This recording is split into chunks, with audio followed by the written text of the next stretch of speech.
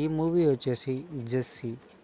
ఈ మూవీ అయితే ఇప్పుడే యూట్యూబ్లో చూడడం జరిగింది. ఈ మూవీ లింక్ కూడా నేను డిస్క్రిప్షన్లో ఇస్తాను.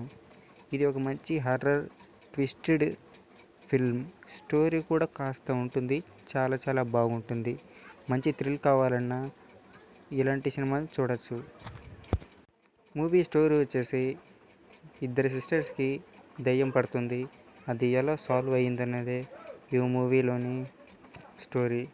మూవీ అయితే చాలా చాలా బాగుంటుంది. ఈ మూవీకి రేటింగ్ అయితే 4.0 ఇవ్వచ్చు, పర్వాలేదు.